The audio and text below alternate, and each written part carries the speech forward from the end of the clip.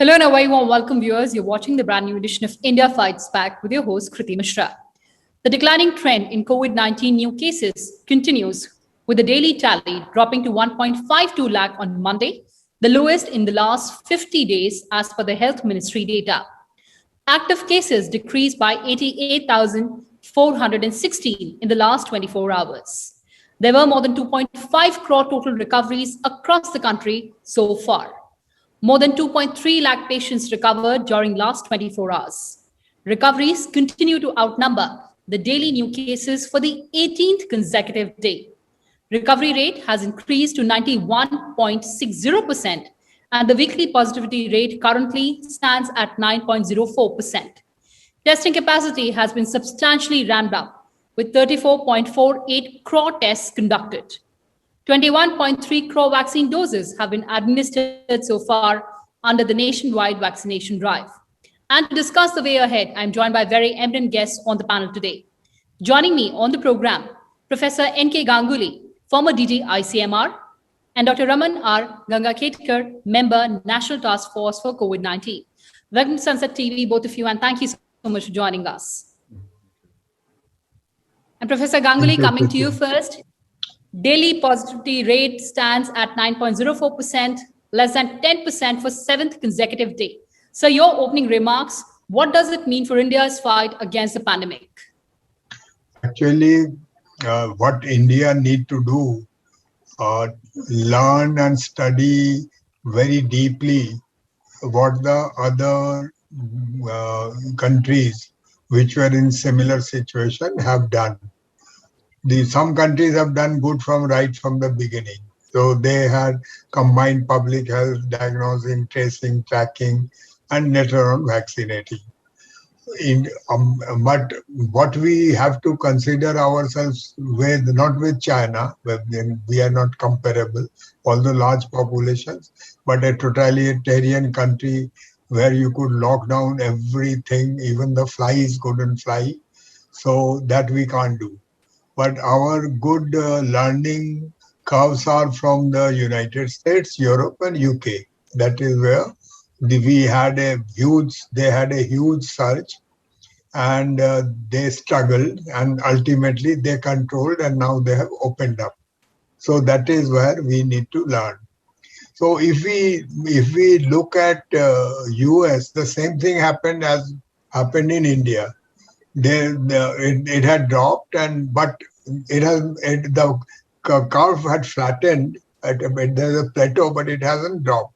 And Europe also, certain countries, similar things were achieved, and they relaxed, and it blew up again on their face. So ultimately, they had to intelligently lock up, because lockup was not very easy, and vaccinated about 50, 60, 65% of their population. And that is how they bent the curve. India need to do the same thing. During the first lockdown, we had to build up infrastructure. We hardly had infrastructure.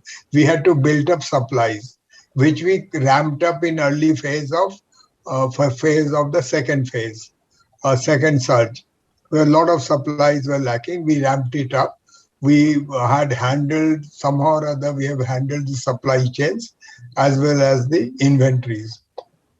And we have a future inventory in place. So now, while this is dropping, we need to vaccinate and reach that 50% or 60% by next 2 to 3 months, not at the end of 2022. We have to do it now. So for that, we need to look at what Biden did. He, somehow or other, right from the beginning, actually it was done by Trump, that what speed was done by Trump. So we have now encouraged most of our vaccine companies to produce and enhance the capacity. We have also ensured that they get the supplies, and they now know what to deliver. We have now started placing advance orders. We have also contacted Pfizer got the problem solved, and Pfizer supplies will also come. AstraZeneca supplies from US is also coming. It will come by the end of this month, as well as the Sputnik will start production, and AstraZeneca, not AstraZeneca, the Zydus Cadila product may also come. Cipla with Moderna is in deep discussion. As in Japan, Moderna is now distributing. Cipla will distribute Moderna and maybe produce. So we will have vaccine. We need to see that we put the orders appropriately right away, because for order and to supply there are 1 or 2 months gap in that. We need to look at our supply chains again. And what Biden did, that he saw that every vaccine, every state got at least 2 weeks surplus vaccine, so that they don't have to scramble and they don't have to go around. So they got it. We need to do it very intelligently. We need to prioritize now. So if we get Pfizer vaccine, I will immunize the pregnant women. I will immunize 12 to 15-year-old children, because it is approved for that. The other vaccines, I will use intelligent to immunize my population. So first what I will do, I will go to Maharashtra, UP, etc., Karnataka, the ones which are having the largest surge. I will see that it rapidly, the curve is bent there rapidly with the rest of India. I will see that rural India, where it has spent, the infrastructure is revamped, vaccination is revamped, vaccine confidence by communication and advocacy is strengthened. Finally, I will end it so that Ganga Khetkar can also talk. So after this, what I will try to do, that I will try to immunize the street workers, homeless, migrants. We have learned this during our polio immunization days. So it is not that we do not know about that. So that will be a priority. And I will make it very easy for people of my age and people who are not computer literate to really do not struggle with registering themselves. People should know where are the vaccine centers. They should go to the nearest vaccine center. It should never be far than few miles from their home. And they should go there and get registered and vaccinated. Thank you. Absolutely, sir. As you said that we have to calibrate our strategy ahead very, very meticulously. But moving on to the India's active COVID cases, Dr. Ganga Khetkar, we know that it is seeing a net reduction. But now we need to be more vigilant in the face of decreasing data. Though the reducing positivity rates, that's a very good sign, but the progress needs to be sustained over the next few weeks. As different states are peaking differently, what is your suggestion to the state governments? No, I completely agree with what Professor Ganguly said. So I won't repeat the vaccine part. I will leave out the vaccine part. One must understand that vaccine is a tool that will perhaps prevent deaths far more efficiently. And at the same time, its ability to protect from infections, though it is lesser, it's also fairly good. No, one thing which we have to recognize is as the numbers tend to drop down, one of the key things which all of us have to understand is they become reasonable enough for contact tracing. Because you just imagine a city where every day 10,000 people were being detected 20 contacts or 20 to 30 contacts of each case. No healthcare infrastructure globally could ever have done that. Now that this is becoming reasonably smaller, now we should use our healthcare infrastructure for two purposes. One, testing people, find out who is infected, and try to go aggressively to find out who are their contacts and try and ensure that you test them as per the guidelines.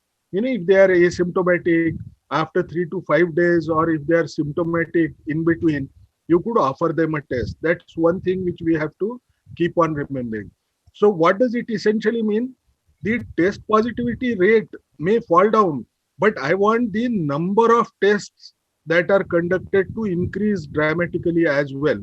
No, because you have to understand one thing: the more I will test, the more I'm likely to detect, the more I'm likely to prevent the infection. Now, if you want to do that, you have to ensure that the community is with you. You cannot do it alone. No, if you just say that if people should come forward to testing, people are unlikely to come forward because they are scared of this particular disease. So we will have to now take those efforts to ensure that the community is mobilized.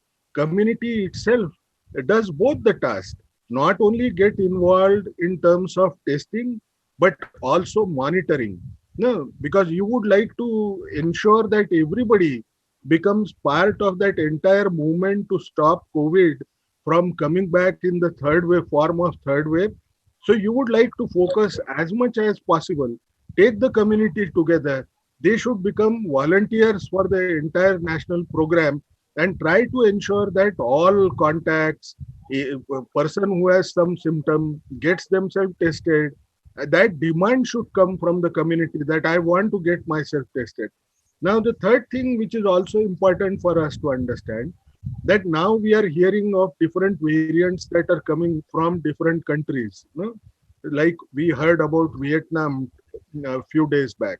Now, when you hear such a news, I think we will have to be very prudent and try and see that these variants do not enter in the country, because we do not know how transmissible they are.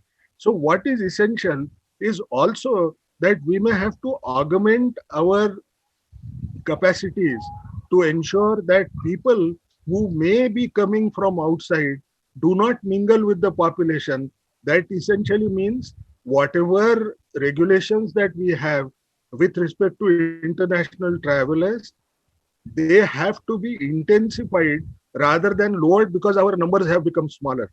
Because any entry of a new variant is going to challenge us the worst way, because it is possible that it will perhaps not be amenable to the natural infection induced immune response, and also to large extent even the vaccine induced response, because we know that their efficacy drops. So I think we'll have to have multi-pronged strategy.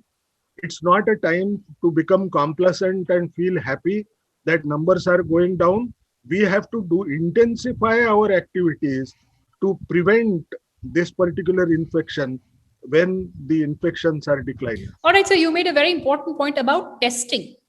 Professor Ganguly, we know that ICMR has revised testing strategy that rationalizes testing through RT-PCR and enhanced testing in the rural areas.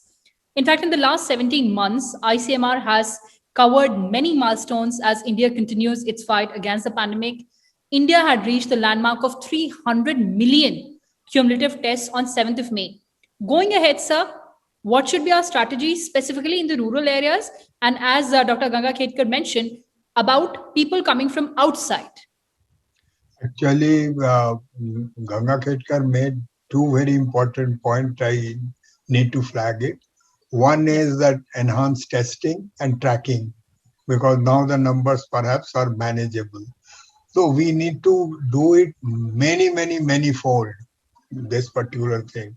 And there are many people who are deliberately not getting tested because they think that they will have to get quarantined, their bread and butter will go, they will not be able to go to work. So we need to really do certain things that those who have to quarantine because they're testing positive, their salaries are paid by their employer, so that they do not become penniless and they volunteer for testing. So this hesitancy we need to remove. And one more thing which we need to do is we need to involve the communities very strongly. If the community is my partner, if my neighbor is my partner, if my Gram Pradhan is my partner, if the Sarpanch is my partner, I will feel very confident because I know them. I trust them. So they need to be your partner in the control and the vaccination. This happens in countries like Thailand, etc., very strongly and nicely. We need to also do two more things over here. Like we need to enhance our molecular surveillance many fold. Right. At the moment, it is being done by the die-hard research organization. They hardly have public health knowledge. They hardly are involved in the real surveillance of the country. So, although we have created a consortium of about 10 or 15 labs who are doing surveillance, molecular surveillance, we need to do it more, like Sanger Institute, like other organizations, because size of India is very high, and surveillance not only those who are arriving in countries and are spreading out, but those who are moving from one city to other, and international strains will come. Nobody has been able to prevent it. Our strains has gone to 60 countries where the surveillance is very strong, even 65 countries. So that will happen. And one thing also we need to do, this I'm telling for the first time, that we should not leave everything on ICMR. ICMR is a research technical organization. It creates tools, it creates policies, and then there are other guys who need to work. We have an organization known as Disease Control, CDC. Its work is to do surveillance, to do control, and ultimately implement these policies. And then we have the Ministry of Health, who ultimately vaccinates and does with the state federal governments the vaccination part of it.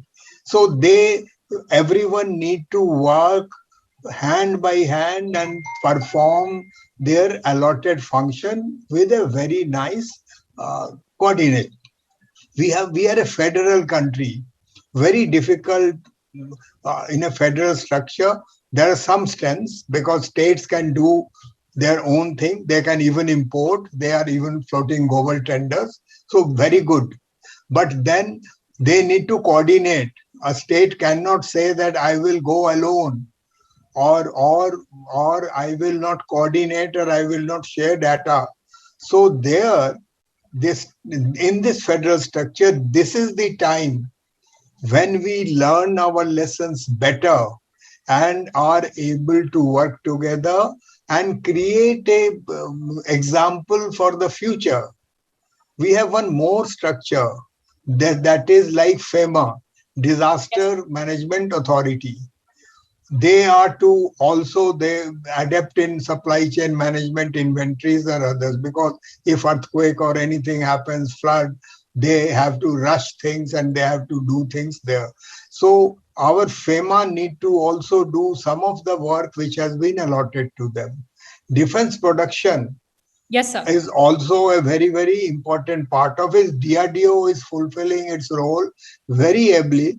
But then armed forces are something in this particular campaign, because if we want to do everything within the next 3 months, our health minister, honorable health minister, has said by December we will perhaps be able to do this. We will have enough vaccine. So meticulous planning on a dashboard and every day monitoring that dashboard, and as Ganga told us, that one of the major thing and tool, and this is not that is not anybody's thing that you just go and do it. You have to create a matrix, you have to create a toolbox for that. That is the implementation and monitoring. absolutely, sir. Absolutely, This is the most important part of it. If we could set up all of this, and if we could work together in a very strong coordination and do our own duty, like my duty is to just go on giving my brain to, because I can't do anything else.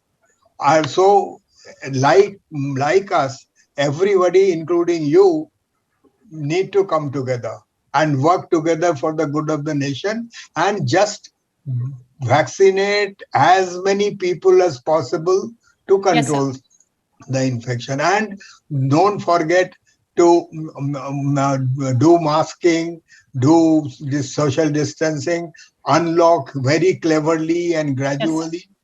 Do all of those things also. Thank you. As you said, sir, we have to be united in this fight. And of course, there has to be seamless coordination between the center and the states. But before that, I'd like to flag another important issue, Dr. Ganga Ketkar. As Professor Ganguly had put out our vaccination drive in his opening comments very precisely, but states have also been requested to direct the concerned officials to ensure rational and judicious utilization of allocated doses and minimize the vaccine wastage. Sir, every dose wasted is denying someone protection shield against this disease, while the overall levels have considerably reduced. What more needs to be done to ensure zero wastage? No, I think what is important was initially the entire rollout was done centrally. No? I mean, people at the center were expected to distribute dosages that goes to the state government. Now that you have empowered the state governments, when the activities become decentralized, you will find that they know where to send how many dosages. You know, they know their own healthcare infrastructure that exists there. So wastages can go down dramatically. We have also seen there could be different efforts that people will have to make. No, now we have vaccine eagerness, which has come because of this second wave that has taken place. So more number of people actually want to get vaccinated, which was not so in the early part of this particular pandemic when we were rolling out vaccines. Naturally, what will happen now, if you are planning to provide vaccines to 10 people, because we know the dose that you can give is for 10 out of one vial that you have.